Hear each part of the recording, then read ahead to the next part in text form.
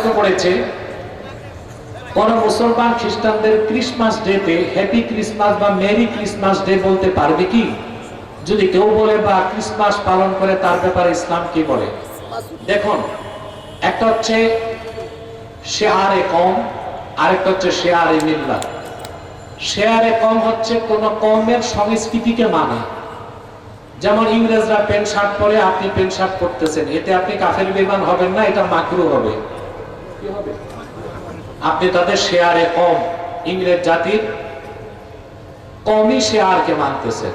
কিন্তু শেয়ারে মিল্লাত হচ্ছে অমুসলিমদের ধর্মীয় কোনো কিছু মানা, ওটা কুফর।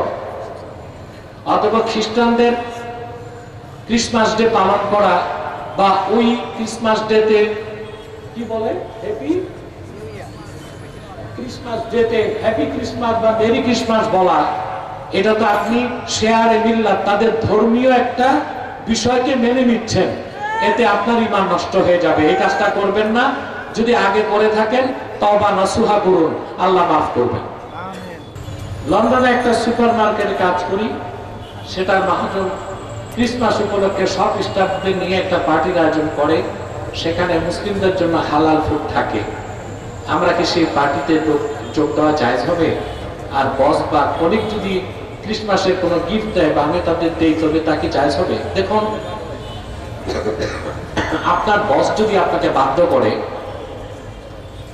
ধর্মীয় উৎসবে যেতে, আপনি যেতে পারবেন না।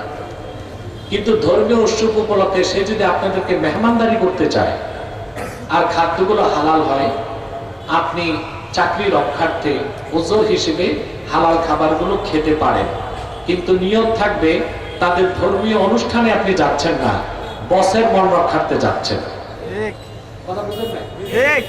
এটা হচ্ছে ফাতোয়া, আর তাকওয়া হচ্ছে না যাওয়া। আল্লাহ আমাদের কবুল করুন।